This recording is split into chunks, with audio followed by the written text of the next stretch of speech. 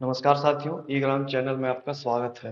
हम लोगों ने पिछले क्लास में पॉलिटी एंड गवर्नेंस से रिलेटेड हम लोगों ने करंट अफेयर्स देखा था। 3 वीडियो में हम लोगों ने कवर किया था जो भी मोस्ट इंपॉर्टेंट थे।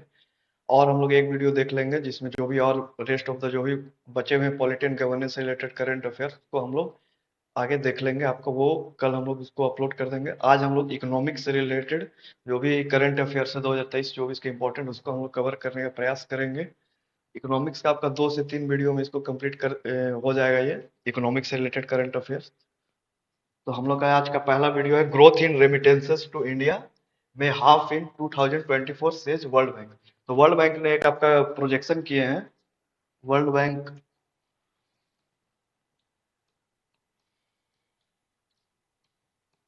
वर्ल्ड बैंक आपका एक प्रोजेक्शन एक रिपोर्ट के थ्रू किया गया है। प्रोजेक्शन किया गया एक रिपोर्ट के थ्रू कि इंडिया का जो भी 2023 में जो भी रेमिटेंसेस प्राप्त हुआ था उसका 2024 में आपका हाफ हो जाएगा। तो हम लोग जानते हैं रेमिटेंसेस क्या होता है। तो आपका जो भी आपका फंड्स और goods that migrant Saint back their families in their home, जो भी माइग्रेंट वर्कर काम करते हैं आपका कहीं भी विदेश में, ज्यादातर गल्फ कंट्री से ही आता है। गल्फ कंट्री या फिर कहीं भी वो अपने फैमिली हाउस होल्ड के लिए जो भी जरूरत होता है वो अपने फंड्स या फिर गुड्स वगैरह भेजते हैं। तो आपका रेमिटेंसेस हो गया ये। इसका कारण मेनली देखा जाए तो आपका स्लो डाउन हो गया है गल्फ कॉर्पोरेशन वाला कंट्री में आपका आउटफ्लो, डिक्लाइनिंग ऑयल प्राइसेस वगैरह इसलिए। तो वर्ल्ड बैंक का ये प्रोजेक्शन है आपका रेमिटेंसेस आपका हाफ हो जाएगा 2024 तक। तो इससे रिलेटेड हम लोग को जानना है कि इन 2023 2023 में आपका टॉप जो भी प्राप्त करने वाले कंट्री थे रेमिटेंसेस, तो आपका पहला में था इंडिया। फर्स्ट में आपका इंडिया, सेकंड में आपका मैक्सिको, और अगर थर्ड में देखा जाए आपका तो चाइना, और फिर फिलीपींस। ये टॉप 4 है। अगर आपका 2023 का बात किया जाए कि इंडिया का टोटल रेमिटेंसेस कितना प्राप्त हुआ था, तो आपका 120 बिलियन डॉलर। तो आपका 120 बिलियन डॉलर आपका रेमिटेंसेस आपका प्राप्त हुआ था। काफी इंपॉर्टेंट है, एग्जाम के पर्सपेक्टिव से डायरेक्ट क्वेश्चन आ सकता है कि पहला आपका इंडिया है, सेकंड आपका मैक्सिको, थर्ड आपका चाइना और फोर्थ आपका फिलीपींस। मेनली आपको टॉप 3 याद रखना है, इंडिया, मैक्सिको एंड चाइना। तो आपका ये रेमिटेंसेस का आपका प्रोजेक्शन है, किसके द्वारा किया गया था, तो ये वर्ल्ड बैंक के द्वारा। इससे रिलेटेड इतना हम लोग को जानना है। आगे का न्यूज हम लोग अगर देखें,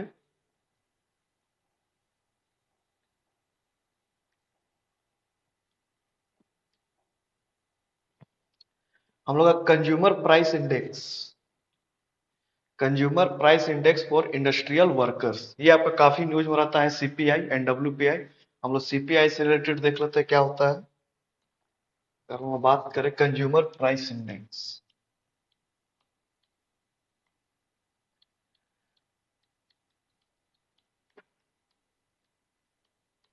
ये सीपीआई वगैरह आपका इन्फ्लेशन को मेजर करने का एक टूल है आपका। इन्फ्लेशन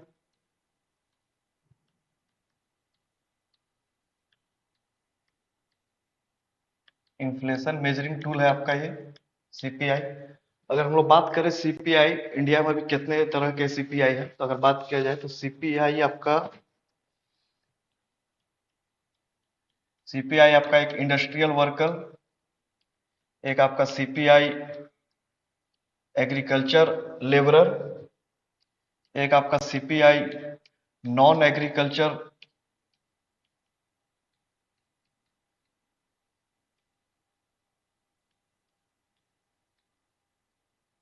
नॉन एग्रीकल्चर लेबर में आपका हो गया सीपीआई।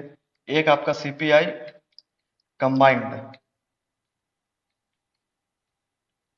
जो आपका urban rural and urban both रहता है। अगर बात किया जाए कि कौन कौन सा ये इंडेक्स आपका कौन कौन सा संस्था आपका रिलीज करता है, तो हम लोग अगर बात करें इसमें आपका इंडस्ट्रियल वर्कर का आपका labour bureau,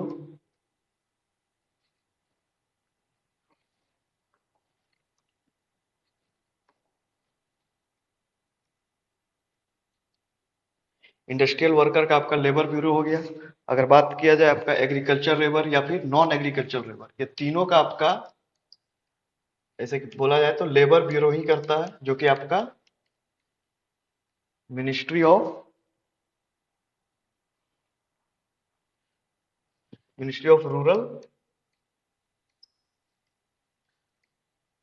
ministry of labour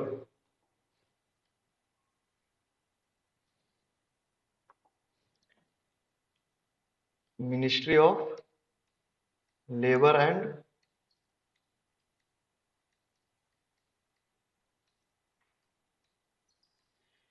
आपका ये तीनों रिपोर्ट आपका है CPI IW, CPI agriculture labour and CPI non agriculture labour, ये तीनों आपका लेबर ब्यूरो आपका जो कि ministry of labour and employment का।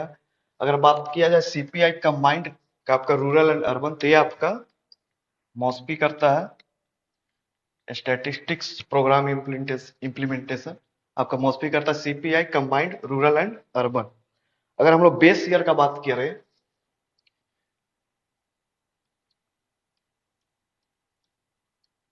बेस ईयर का बात करें तो इसका आपका 2016 है इंडस्ट्रियल वर्कर का। और ये दोनों का अगर बात किया जाए,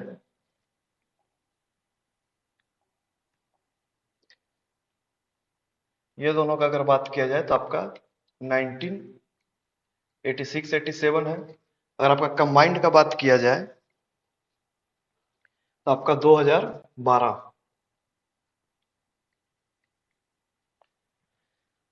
इससे सीपीआई से रिलेटेड आपका ये हो गया, CPI industrial worker, CPI agriculture labour, CPI non agriculture labour, CPI combined rural and urban. तो ये रिपोर्ट ऐसे लेबर, ये आपका तीन आपका एक ही करता है, लेबर ब्यूरो जो आपकी ministry of labour and employment का है, एक आपका कंबाइंड जो है आपका मॉस्पी करता है, जिसका बेस ईयर आपका 2012 है। तो इससे रिलेटेड इतना हो गया। अगर बात किया जाए सीपीआई डब्ल्यूपीआई के बारे में,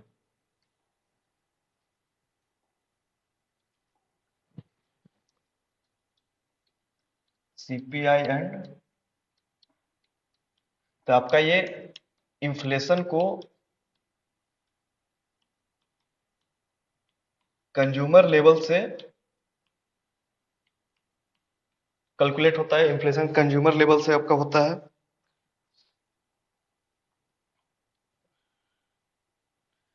इन्फ्लेशन को कंज्यूमर लेवल से आपका सीपीआई, इसमें आपका गुड्स एंड सर्विस दोनों होता है, गुड्स एंड सर्विस दोनों होता है इसमें। अगर इसका मेनली देखा जाए, इसका सबसे ज्यादा अगर देखा जाए तो इसमें फूड एंड,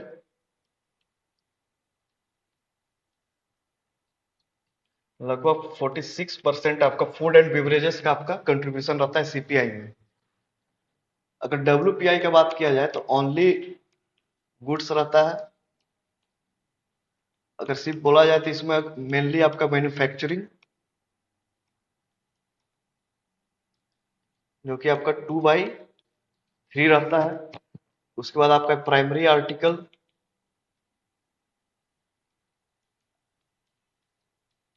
जो कि आपका 22%। बाकी जो रेस्ट बच गया आपका फ्यूल है, फ्यूल से रिलेटेड रहता है बाकी आपका जो बच गया। तो मैन्युफैक्चरिंग का इसका सबसे ज्यादा कंट्रीब्यूशन रहता है आपका डब्ल्यूपीआई में। अगर डब्ल्यूपीआई देखा जाए तो ये कौन जारी करता है आपका, तो आपका ये करता है ऑफिस ऑफ इकोनॉमिक एडवाइजर। कौन सा मिनिस्ट्री के अंदर है ये, तो ministry of commerce and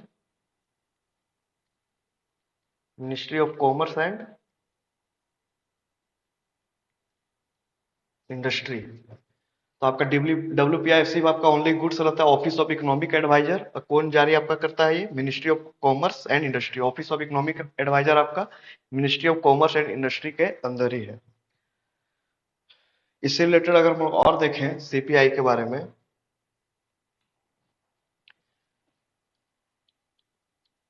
CPI के बारे में अगर हम लोग और देखें तो आप आरबीआई इन्फ्लेशन टारगेटिंग,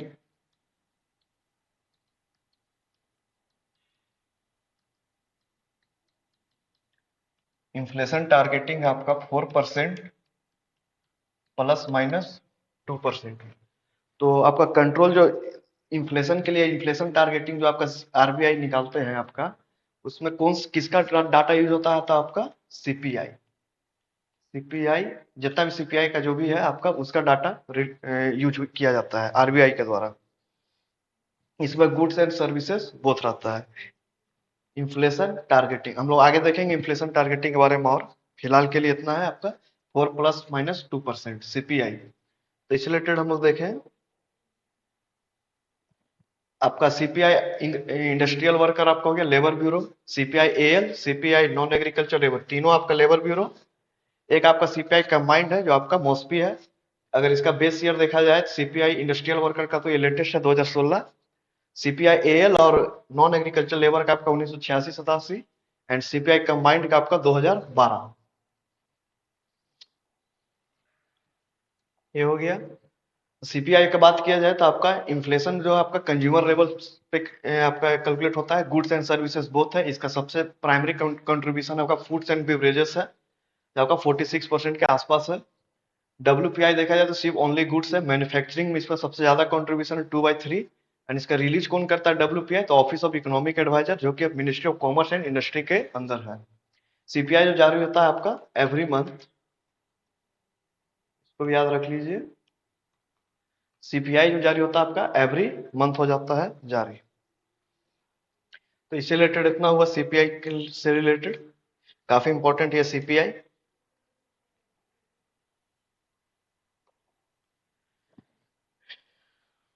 आगे हम लोग देखते हैं, काफी इंपॉर्टेंट है ये भी, कि नीदरलैंड हाल ही में आपका इमर्ज हुआ है थर्ड लार्जेस्ट एक्सपोर्ट डेस्टिनेशन 2023-24 में। तो हम लोग देख लेते हैं इससे रिलेटेड जो भी है। नीदरलैंड, अगर हम लोग बात करें टॉप एक्सपोर्ट डेस्टिनेशन इंडिया का,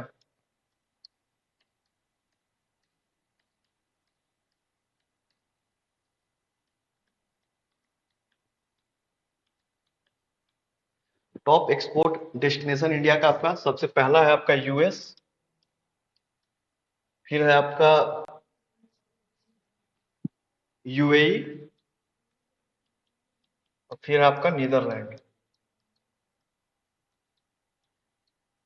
नीदरलैंड जो आपका न्यूज में था अभी, टॉप एक्सपोर्ट डेस्टिनेशन ही है। अगर बात किया जाए कि top import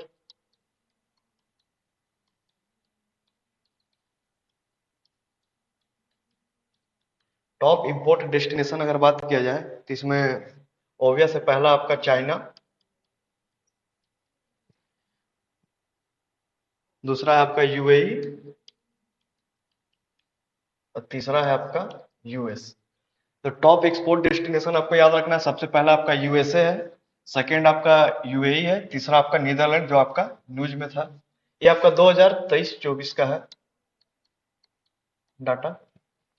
top import destination देखा जाए तो फर्स्ट में चाइना, सेकेंड में यूएई, थर्ड में यूएस। अगर बात किया जाए top trading, three trading partner, top trading partner अगर बात किया जाए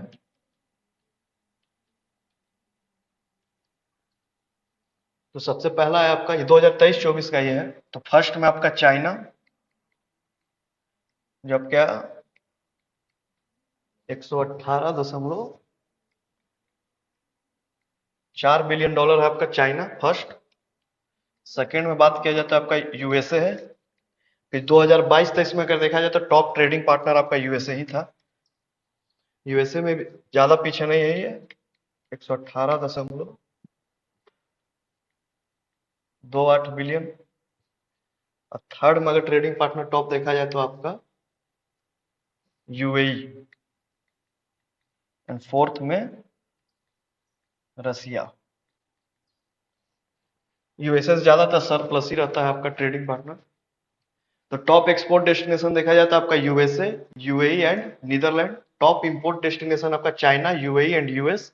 टॉप ट्रेडिंग पार्टनर आपका China, USA, UAE and Russia. ये आपका डाटा है 2023-24 का। न्यूज था आपका कि नीदरलैंड आपका इमर्ज किया है आपका इंडिया का third largest export destination in 2023-24 23 and 24। तो इससे रिलेटेड इतना है इंपॉर्टेंट।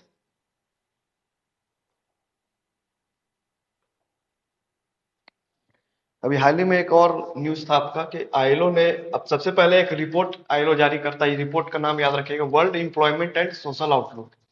ये किस संस्था के द्वारा जारी किया जाता है आपका? World,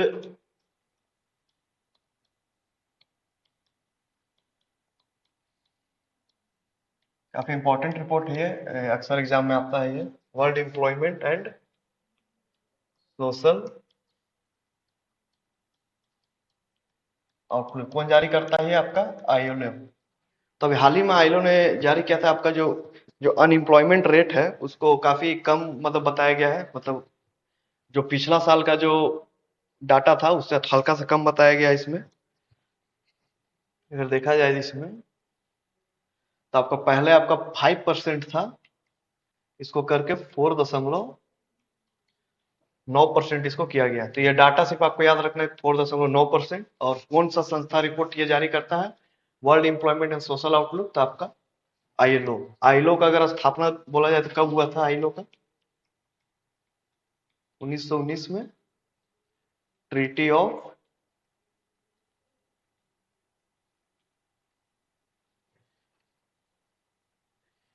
of वर्साइलाइस।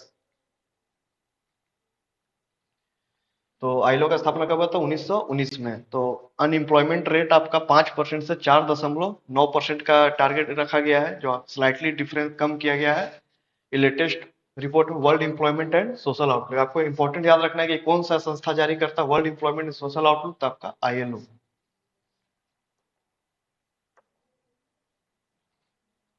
आगे हम लोग देखते हैं India FDI equity inflow at 5 year low of $44 billion in financial year 24। तो हम लोग एफडीआई से रिलेटेड थोड़ा सा देख लेते हैं जो भी इंपॉर्टेंट है। अभी हाल ही में एफडीआई जो आपका है 31 मार्च 2024, मतलब आपका 2023-24 में देखा जाए तो आपका 44 बिलियन डॉलर का आपका एफडीआई इक्विटी इनफ्लो हुआ है। ये आपका अभी 5 साल का लोवेस्ट पर है, 5 ईयर लो। इसलिए काफी इंपॉर्टेंट हो जाता है आपका एफडीआई। एफडीआई से हमेशा एक दो क्वेश्चन आता ही रहता है एग्जाम। $44 बिलियन आपका हुआ है।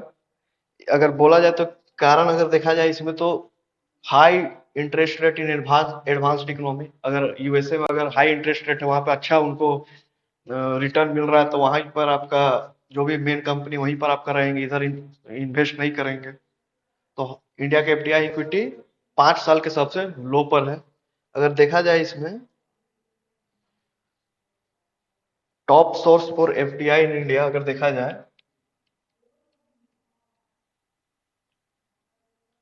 Top source for FDI in India, तो फर्स्ट में आपका है सिंगापुर,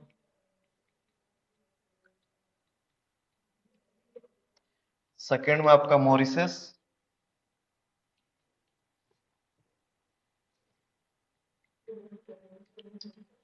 थर्ड में आपका है यूएस। तो टॉप थ्री आपको याद रखना है, पहला आपका सिंगापुर, दूसरा आपका मॉरिशस है, थर्ड आपका यूएस। अगर स्टेट वाइज देखा जाए कि भारत का कौन सा स्टेट सबसे टॉप पे है एफडीआई प्राप्त करने, मतलब एफडीआई लेने में, तो आपका महाराष्ट्र।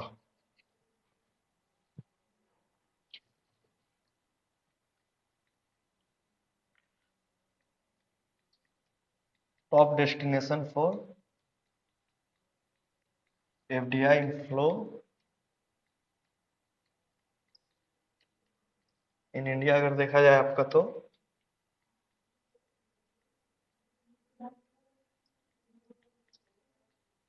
महाराष्ट्र आपका टॉप है।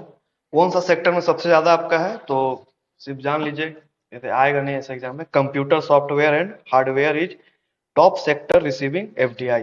Computer software and hardware.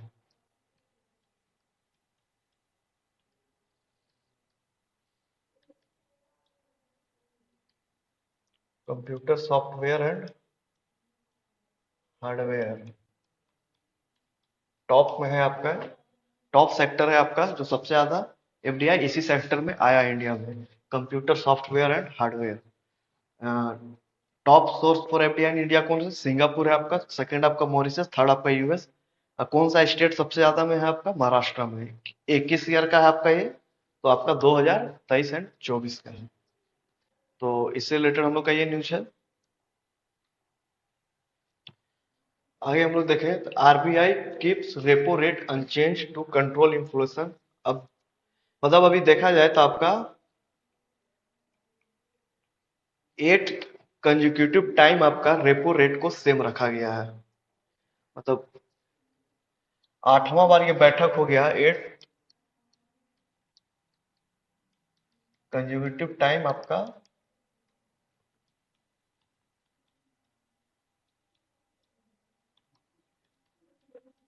Repo rate को सेम रखा है। रेपो रेट कितना परसेंट वो हम लोग से इम्पोर्टेंट नहीं है एग्जाम के लिए, लेकिन हम लोग को जानना है कि रेपो रेट क्या होता है। इससे रिलेटेड जो भी अगर तो आपका इन्फ्लेशन कंट्रोल करने का एक मेजर भी है।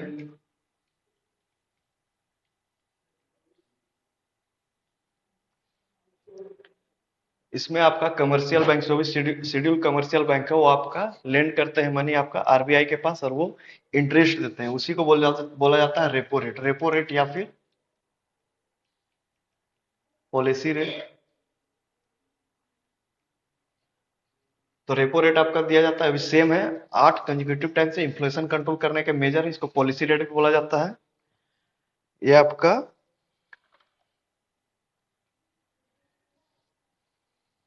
रेट एट विच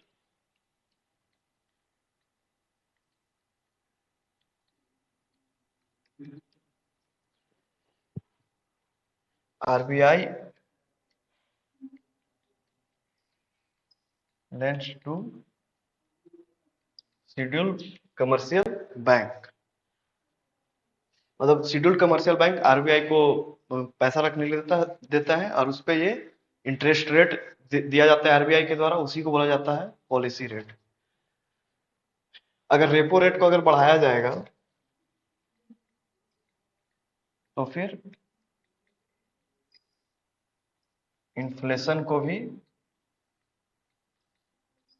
कंट्रोल किया जा सकता है। अगर बात किया जाए इन्फ्लेशन क्या होता है, तो आपका जो भी मार्केट में रहता है, जो भी फाइनेंशियल ईयर में मॉनेटरी वैल्यू किसी सामान का बढ़ जाता है तो उसको इन्फ्लेशन बोला जाता है। या फिर बहुत ज्यादा जब पैसा मनी या फिर डोमेस्टिक करेंसी मार्केट में आ जाता है तो उसपे भी इन्फ्लेशन होता है।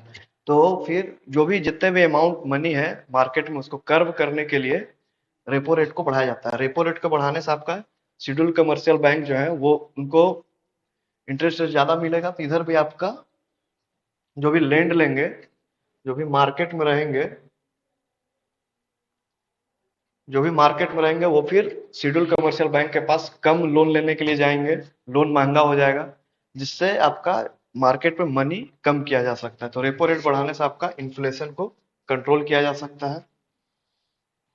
अब हम लोग बात कर लेते हैं इससे रिलेटेड इन्फ्लेशन टारगेटिंग का, मॉनेटरी पॉलिसी कमिटी का। तो आपका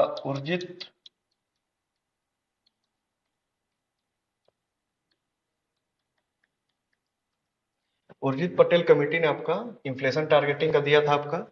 इसमें मॉनेटरी पॉलिसी कमेटी, इसका अगर एक्स ऑफिशियो चेयरमैन देखा जाए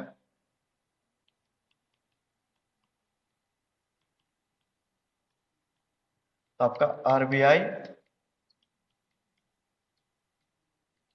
आरबीआई गवर्नर होते हैं इसका एक्स ऑफिशियो चेयरमैन। एमपीसी में देखा जाए तो आपका 3 मेंबर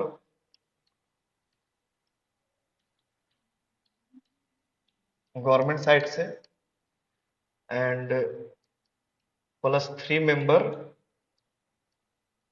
आर आरबीआई से। फैसला जो भी होता है आपका मेजोरिटी से किया जाता है। मॉनेटरी पॉलिसी कमेटी को आपको एक साल में एवरी क्वार्टर मिलना जरूरी रहता है, 4 टाइम। मैंडेटरी है।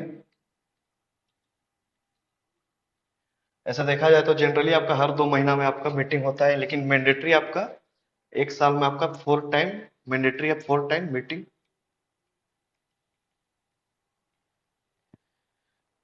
इसी रिलेटेड अगर हम और देखें, मॉनेटरी पॉलिसी से रिलेटेड इन्फ्लेशन टारगेटिंग आपका ये दिया था Urjit Patel committee, 4% plus minus 2%, मतलब 2% to 6% आपका इन्फ्लेशन रहना चाहिए, उससे ज्यादा नहीं रहना चाहिए। अगर बात किया जाए इसमें मॉनेटरी पॉलिसी रिपोर्ट आपका, ये कमेटी आपका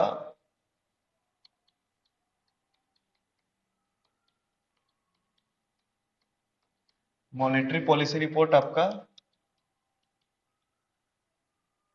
एवरी 6 मंथ में आपका मॉनेटरी पॉलिसी रिपोर्ट जारी किया जाता है, जिसमें आपका हम्म, इसमें बताया जाता है सोर्स ऑफ इन्फ्लेशन। इसमें इन्फ्लेशन का सोर्स क्या है एंड फोरकास्ट किया जाता है इन्फ्लेशन को।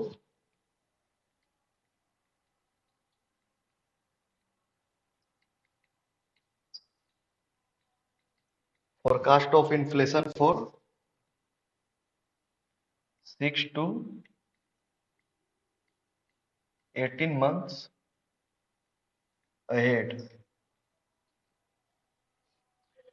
तो इससे रिलेटेड आपका हो गया मॉनेटरी पॉलिसी रिपोर्ट से रिलेटेड। एवरेज 6 मंथ में आपको रिपोर्ट देना, सोर्स ऑफ इन्फ्लेशन फोरकास्ट किया जाता है इन्फ्लेशन को आपका 6 to 18 months अहेड के लिए। तो इससे रिलेटेड हम लोग देख लिए, न्यूज में था आपका रेपो रेट। आगे हम लोग देखते हैं,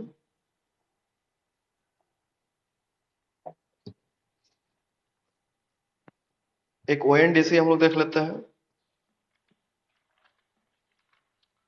open network for digital commerce. तो न्यूज आपका है कि ONDC clocks all time high of 8.9 million transaction in May May 2024 में आपका 8.9 मिलियन आपका ट्रांजैक्शन हुआ है। तो ओएनडीसी से रिलेटेड हम लोग देख लेते हैं, open network for digital commerce.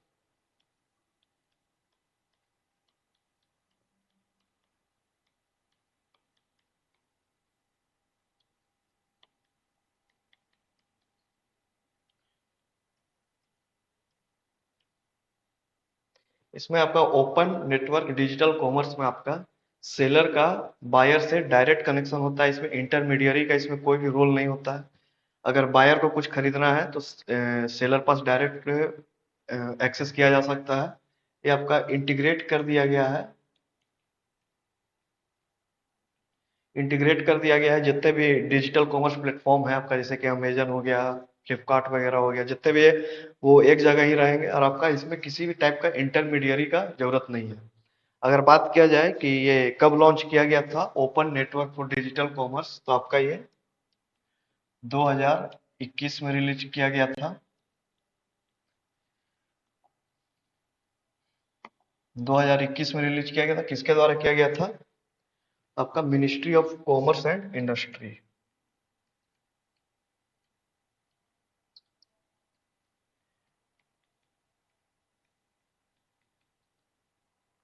Ministry of commerce and industry के द्वारा ये आपका रिलीज किया गया था। एक डिजिटल इंडिया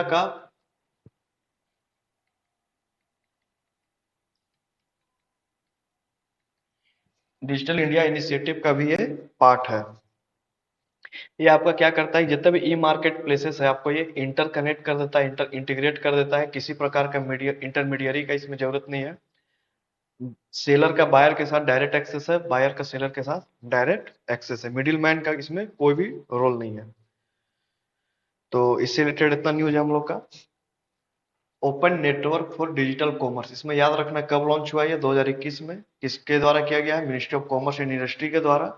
किसका पार्ट है ये? तो डिजिटल इंडिया का इनिशिएटिव का पार्ट है। एक और इंपॉर्टेंट न्यूज है, Asia first spot bitcoin and ether ETFs debut in Hong Kong, Hong Kong के द्वारा आपका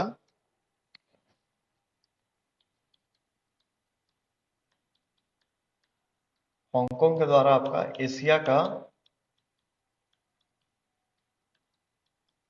एशियाज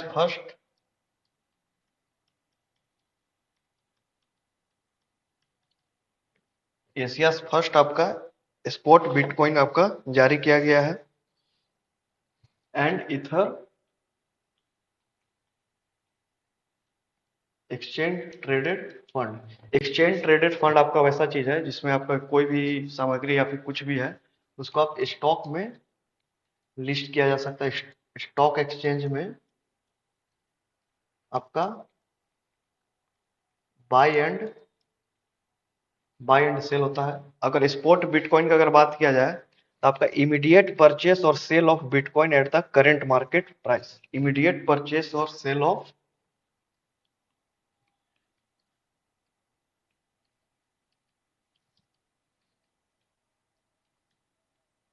इमीडिएट परचेस और sale of bitcoin at current market price.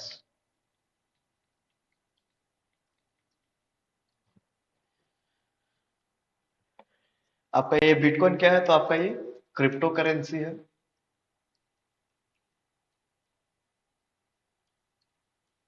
कौन सा टेक्नोलॉजी पे ये काम करता है आपका, तो ब्लॉकचेन टेक्नोलॉजी।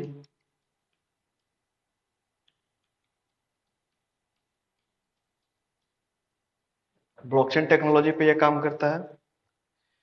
ये आपका decentralize network based blockchain technology आपका decentralize network based.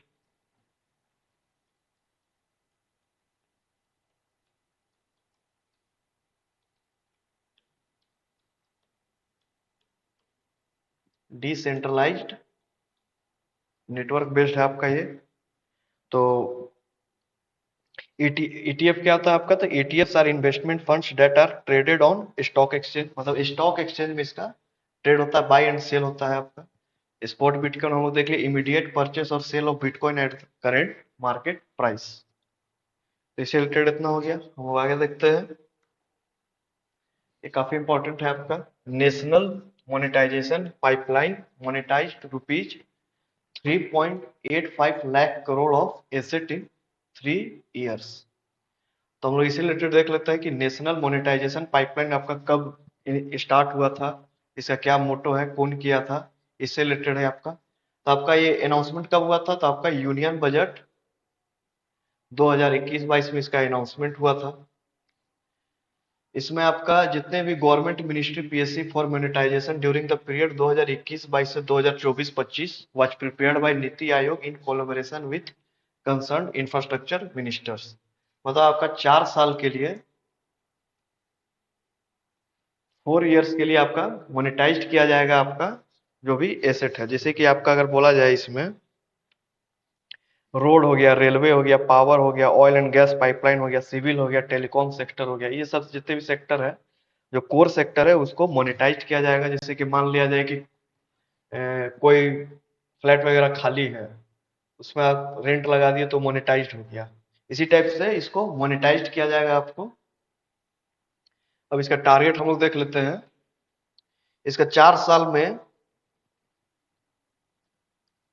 National monetisation pipeline का 4 year का टारगेट है आपका। इसमें कितना टारगेट है आपका, 6 लाख करोड़ रुपीज, इतना टारगेट है आपका। तो हाल ही में नीति आयोग ने आपका रिपोर्ट दिया था, 2021-22 से आपका 2023-24 तक आपका 3.25 लाख करोड़ रुपीज आपका मोनेटाइज कर दिया जा चुका है आपका इतना। ये आपका किससे कनेक्ट करेगा, ये आपका और एक चीज है इसमें,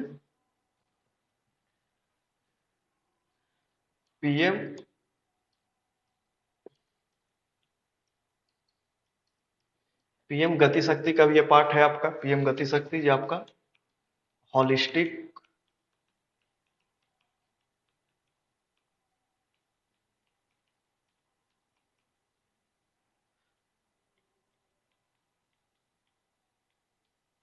हॉलिस्टिक इंफ्रास्ट्रक्चर डेवलपमेंट का बात करता है आपका पीएम गति शक्ति, हम लोग डिटेल में आगे देखेंगे जब स्कीम पढ़ेंगे तो। देन एमपी आपका 4 इयर्स का 6 लाख करोड़ का आपका टारगेट है। टारगेट कितना अचीव किया गया है? 3.25 लाख करोड़। इसमें आपका कौन सा आयोग है आपका इंपॉर्टेंट? तो नीति आयोग। इसमें मेनली आपका कौन कौन सा किया जाएगा? जैसे रोड हो गया, रेलवे हो गया, ऑयल एंड गैस पाइपलाइन हो गया, सिविल सेक्टर हो गया, टेलीकॉम सेक्टर हो गया। जो आपका ठप बैठा हुआ है उसको आपको मोनेटाइज किया जाएगा और उससे कुछ अर्न किया जाएगा। बाकी देश के विकास के लिए वो पैसा को यूज किया जाएगा। National monetisation pipeline. तो इससे रिलेटेड ये है। इसी में आपका इसी को जोड़ जोड़ के आपका 3.25 लाख करोड़, 3.85 लाख करोड़ है, सॉरी 3.85 लाख करोड़। तो इससे रिलेटेड इतना हो गया। आगे अगर हम लोग देखें तो RBI compiled master direction on asset reconstruction companies to be effective from April 24। तो अब हाल ही में आरबीआई ने एसेट रिकंस्ट्रक्शन कंपनी, जिसको कि बैड बैंक भी बोला जाता है, उसके लिए कुछ गाइडलाइन जारी किया गया था। हम लोग देख लेते हैं एसेट, पहले देख लेते हैं एसेट रिकंस्ट्रक्शन कंपनी के बारे में। एसेट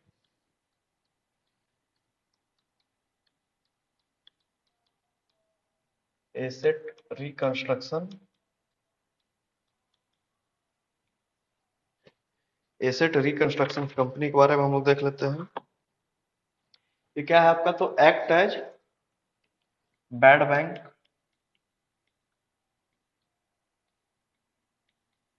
इसको बैड बैंक क्यों बोला जाता है? कि जो भी एनपीए है आपका, शेड्यूल्ड कमर्शियल बैंक का जो भी आपका एनपीए है उसको ये खरीदता है। आपका एक टाइप का ये फाइनेंशियल इंस्टीट्यूशन है आपका, debt by the NPAs of bank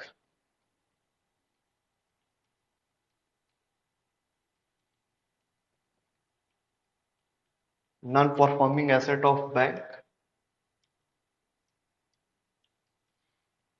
and other financial institution. तो आपका बैड बैंक, इसमें याद रखना कि बैड बैंक एक्ट, इसको क्या बोला जाता है? एआरसी को तो आपका बैड बैंक भी बोला जाता है। तो इसमें गाइडलाइन में क्या किया गया है आपका? अगर किसी भी कोई एसेट रिकंस्ट्रक्शन कंपनी में रजिस्टर कराना है तो इसमें कैपिटल इंक्रीज कर दिया गया है। कि पहले कैपिटल था आपका, कैपिटल को बढ़ाया गया है 100 करोड़ से 300 रुपीज। कैपिटल को बढ़ाया गया है आपका 100 करोड़ से आपका 300 करोड़। आपका एसेट रिकंस्ट्रक्शन कंपनी जो आपका act as a bad bank है आपका। इसमें आपका एक और किया गया है कि इन्वेस्टमेंट अपॉर्चुनिटी, मतलब ये कंपनी अगर खुद भी तो कुछ प्रॉफिट कमाएगा तो उसके लिए इसको इन्वेस्टमेंट अपॉर्चुनिटी भी दिया जाएगा। इसके लिए इन्वेस्टमेंट अपॉर्चुनिटी एआरसी के लिए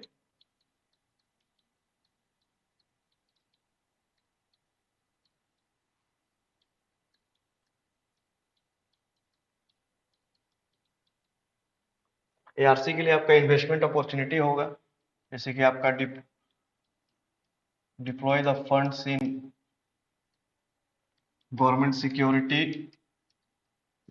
गवर्नमेंट सिक्योरिटी हो जाएगा आपका।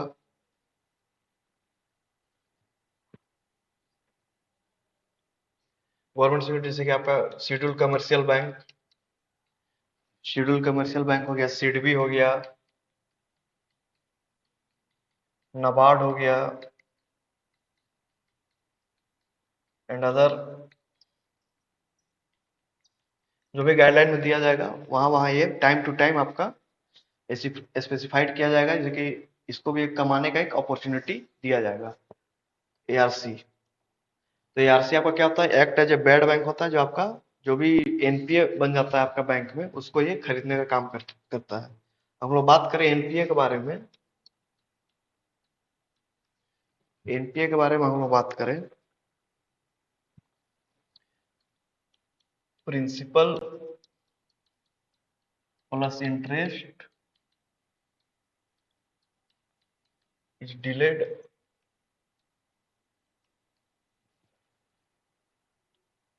by more than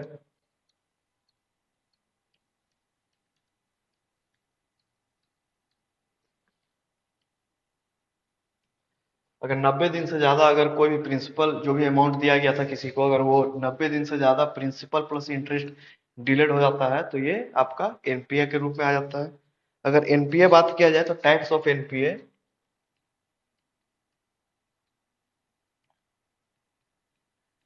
types of NPA देखा जाए आपका, आपका पहला में आपका है सब स्टैंडर्ड,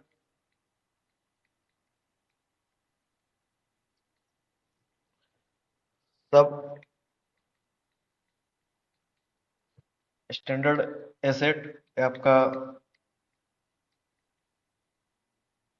डॉटफुल एसेट और आपका एक लॉस एसेट।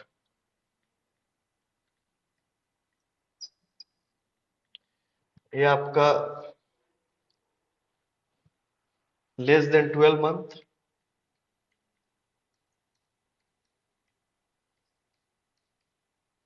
आपका ये मोर देन 12 मंथ,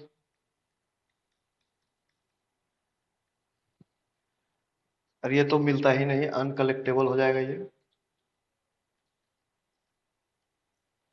तो आपका ये एनपीए हो गया, प्रिंसिपल प्लस इंटरेस्ट 90 दिन से ज्यादा अगर नहीं मिला, डिलेड हो गया तो इससे रिलेटेड इतना न्यूज था आपका। आरबीआई ने गाइडलाइन जारी किया था एआरसी के लिए, इसलिए न्यूज में था।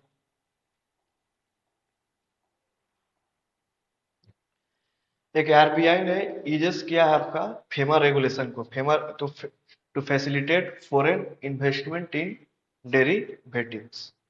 फॉरेन इन्वेस्टमेंट देख ही रहे, काफी कम 5 ईयर लो हो गया था, इसलिए आपका फेमा रेगुलेशन को काफी ईज किया गया है आपका, ताकि फॉरेन इन्वेस्टमेंट डेरिवेटिव्स में आपका हो सके। डेरिवेटिव्स एक टाइप का फाइनेंशियल इंस्ट्रूमेंट है।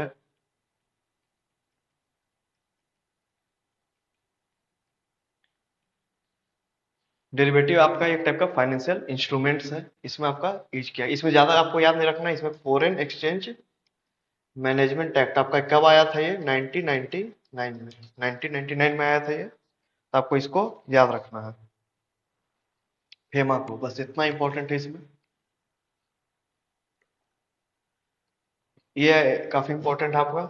SBI becomes trading cum clearing member of IIBX, India International Bullion Exchange, is India's first bullion exchange establishing IFSC city, GIFT city. आपका ये कहाँ पर है ये? गुजरात में है। इससे रिलेटेड हम देख लेते हैं जो भी इंपॉर्टेंट होगा।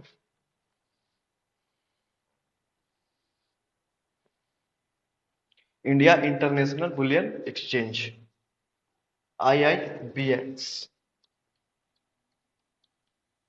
अगर बुलियन का बात किया जाए तो क्या होता है ये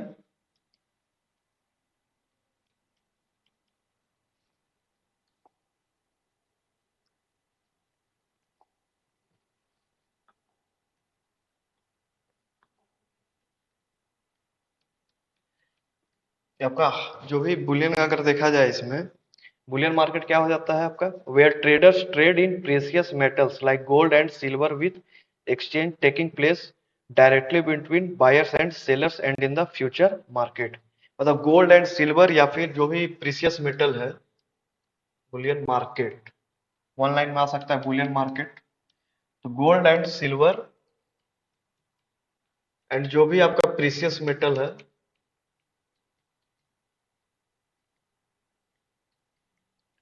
प्रीसियस मेटल्स है, उसका बाय एंड सेल होता है आपका डायरेक्टली, बाय एंड सेल मतलब ट्रेड होता है आपका, या फिर फ्यूचर मार्केट में आपका ट्रेड होता है। मतलब Boolean market gold and silver precious metal का आपका बाय एंड सेल होता है, आपका ट्रेड होता है, इसे बोलते हैं बिलियन मार्केट। इसमें आपका एसबीआई जो है आपका फर्स्ट ट्रेडिंग कम क्लियरेंस मेंबर बना है आपका इंडिया इंटरनेशनल बुलियन एक्सचेंज। इसको रेगुलेट कौन करता है आईआईबीएक्स को, तो आईएफ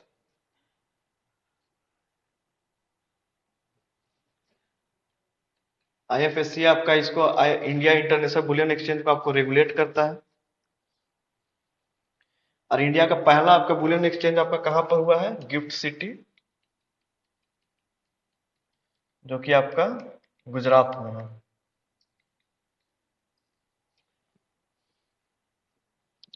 आपका गुजरात में है। तो इससे रिलेटेड हो गया आईआईबीएक्स से। न्यूज क्या है आपका? SBI becomes trading cum clearing member of IIBX. इसमें एग्जाम में डायरेक्ट आपका आ सकता है, कौन सा बैंक आपका ट्रेडिंग कम क्लियरिंग मेंबर बना है आपका इंडिया इंटरनेशनल बुलियन एक्सचेंज में? तो आपका स्टेट बैंक ऑफ इंडिया। इतना इंपॉर्टेंट है आपका इससे रिलेटेड।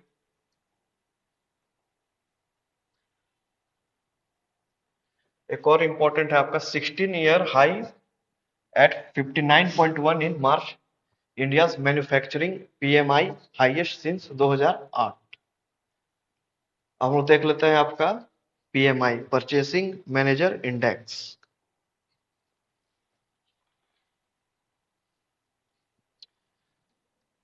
पीएमआई,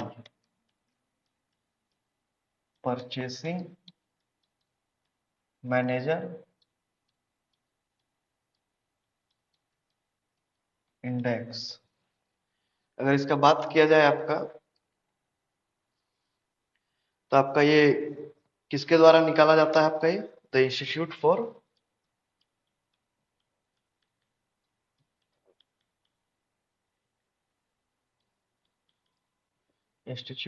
सप्लाई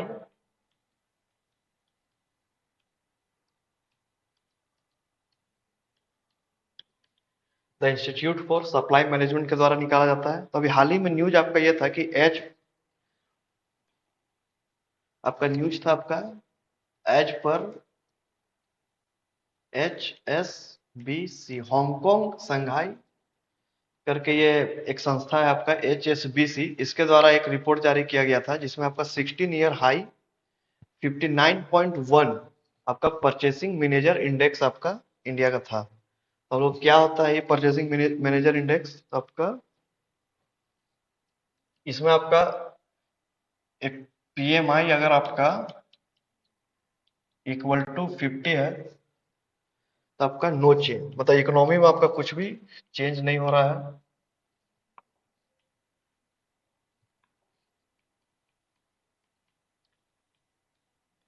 ये आपका मैन्युफैक्चरिंग से रिलेटेड रहता है आपका PMI, manufacturing sector.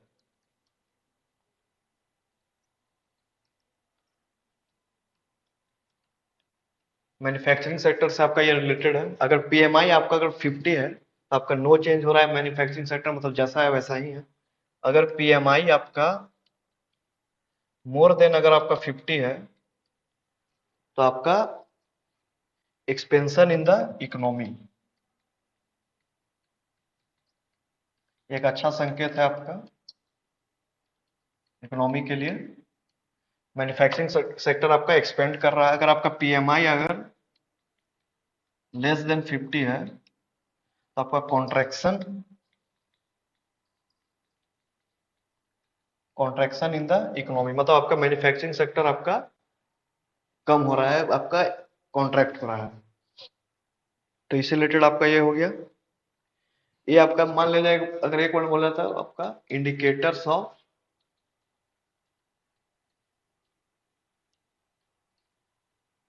Health of economy है परचेसिंग मैनेजर इंडेक्स। तो इससे रिलेटेड ये हो गया। अगर हम लोग और इससे रिलेटेड अगर और एक चीज देखना चाहें, कोर सेक्टर के बारे में हम लोग देख लेते हैं। अगर इंडस्ट्री के बारे में बात किया जाए, तो टोटल कोर सेक्टर कितना है? तो टोटल कोर सेक्टर आपका 8 है। अगर 8 में बात किया जाए तो आप इसको ऐसे याद रख सकते हैं, FRENSC cube, triple C. F से आपका फर्टिलाइजर, आर से आपका रिफाइनरी, ई से आपका इलेक्ट्रिसिटी, एन से आपका नेचुरल गैस हो जाएगा,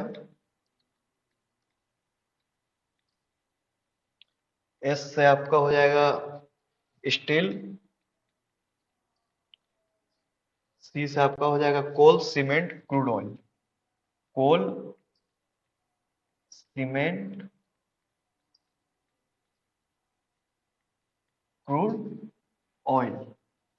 तो आपका कोर सेक्टर आपका, इसको याद रख सकते हैं, फ्रेंच ट्रिपल सी, मतलब फ्रेंच C3 सा भी आ सकते हैं। अगर इसमें बात किया जाए तो सबसे ज्यादा कंट्रीब्यूशन, मान लीजिए ये पूरा टोटल 100% है, तो सबसे ज्यादा इसका कंट्रीब्यूशन आपका रिफाइनरी से होता है। रिफाइनरी आपका फर्स्ट है, टॉप थ्री आपको याद रखना है। रिफाइनरी लगभग 28% के आसपास है। रिफाइनरी के बाद अगर देखा जाए तो सेकेंड में आपका इलेक्ट्रिसिटी है, और थर्ड में अगर देखा जाए आपका तो स्टील, और सबसे लास्ट में अगर देखा जाए 8 नंबर आपका फर्टिलाइजर, लगभग 2.65% इसका कंट्रीब्यूशन रहता है। तो ये आपका कोर सेक्टर है, जो मैन्युफैक्चरिंग का बेस है, इसी से आपका इकोनॉमी ड्रिवन होता है। सेकेंडरी सेक्टर है आपका, तो इसको याद रखना है। Fertiliser, refinery, electricity, natural gas, steel, coal, cement, crude oil. अगर बात किया जाए तो इससे रिलेटेड एक और टर्म है आपका index of industrial production. Index of industrial production. इसमें बात किया जाए तो आपका मेनली थ्री रहता है आपका, एक माइनिंग, इलेक्ट्रिसिटी, और आपका एक मैन्युफैक्चरिंग।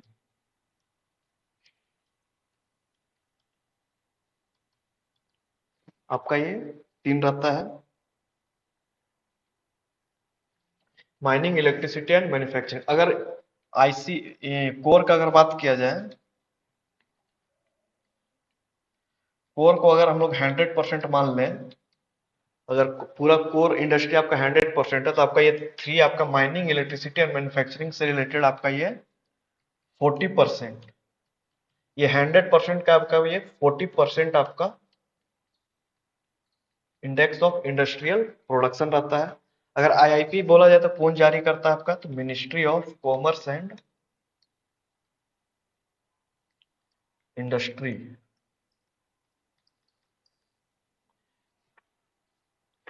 मिनिस्ट्री ऑफ, सॉरी ये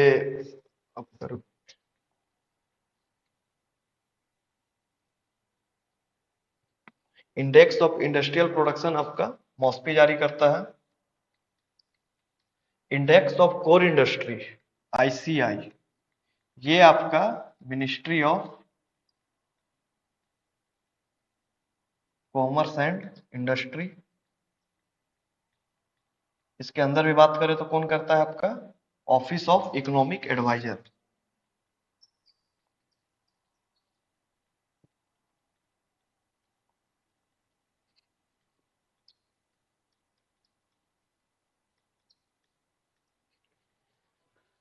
इंडेक्स ऑफ इंडस्ट्रियल प्रोडक्शन में आपका माइनिंग, इलेक्ट्रिसिटी और मैन्युफैक्चरिंग, जो आपका कोर का आपका 40% के लगभग में आपका है, लगभग में आपका 40% के आसपास है आपका। जो जारी कौन करता है, आईआईपी आपका, तो मॉस्पी जारी करता है। इंडेक्स ऑफ कोर इंडस्ट्री आपका कौन जारी करता है, तो ministry of commerce and industry, office of economic advisory उसके अंतर्गत है। तो आज का रिलेटेड हम लोग का इतना न्यूज है, इससे रिलेटेड हम लोग देख लेते हैं एक बार।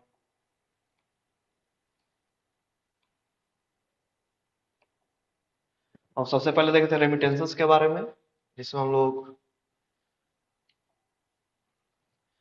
देखेंगे कि consumer price index, world bank का हम लोग रिपोर्ट देखे थे आपका कि प्रोजेक्शन क्या है आपका, आपका कि नेक्स्ट ईयर 2022-24 में आपका रेमिटेंसेस जो आपका हाफ हो जाएगा। तो हम लोग बात करें कि अभी 2023 के हिसाब से आपका टॉप कौन है कंट्री, रेसिपेंट कंट्री आपका इंडिया, मैक्सिको और चाइना, आपका टॉप थ्री है। अगर बात किया जाए इसके बाद का न्यूज हम लोग देखे थे, सीपीआई के बारे में हम लोग देखे थे।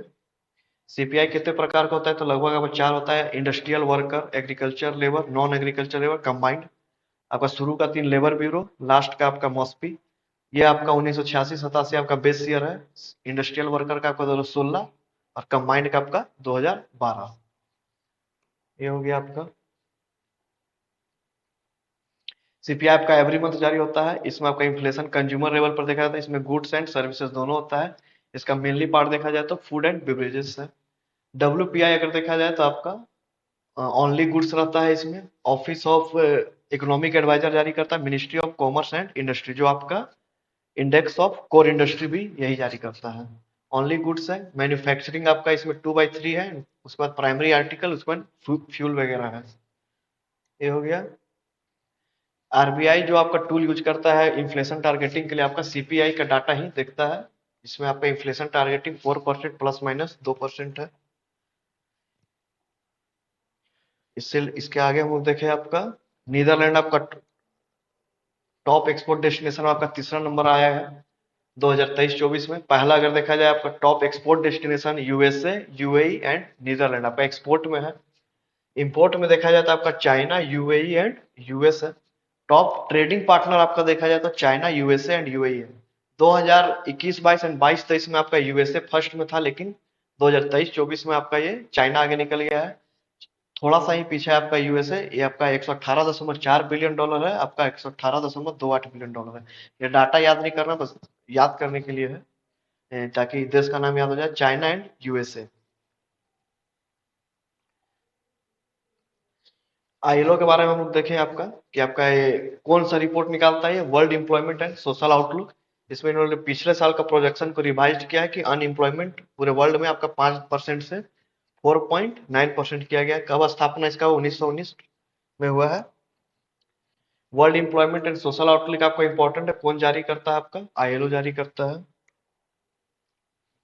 एफडीआई से देखें 5 ईयर लो में आपका एफडीआई चल रहा है इंडिया का 44 बिलियन डॉलर। इससे रिलेटेड हम लोग देख लिए कि पहला top source for FDI in India कौन सा है, तो आपका सिंगापुर है। सेकंड में आपका मॉरिशस है। आपका थर्ड में यूएसए है।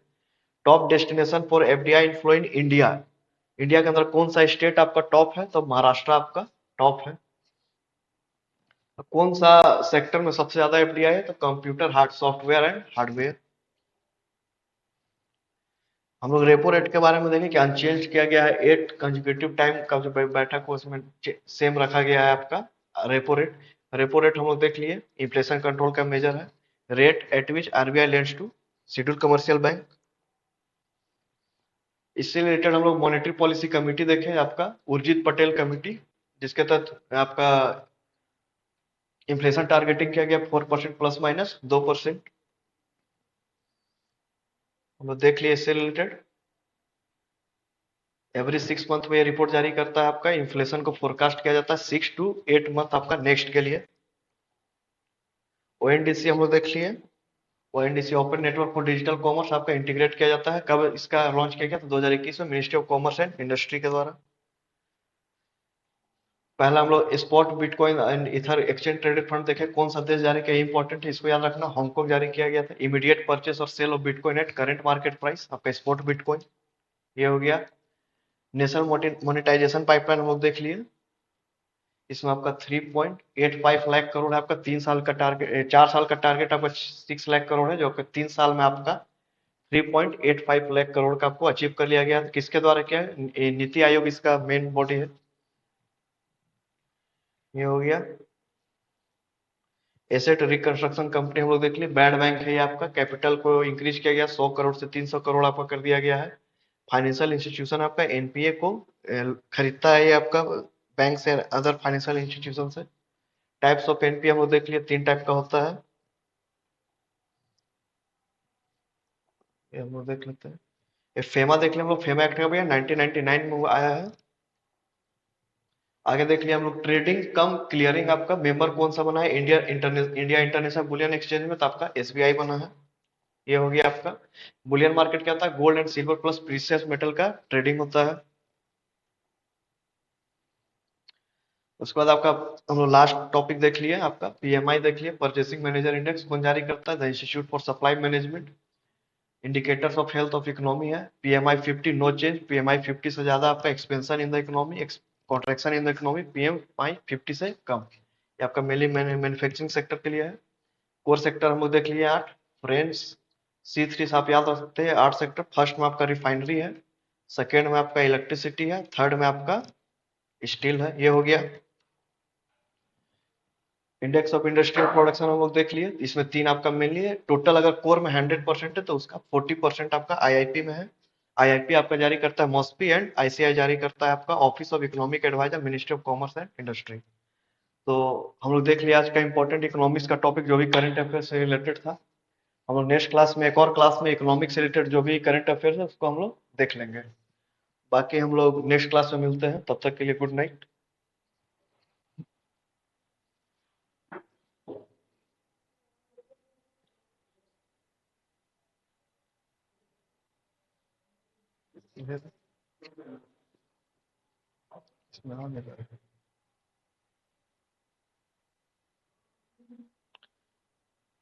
इधर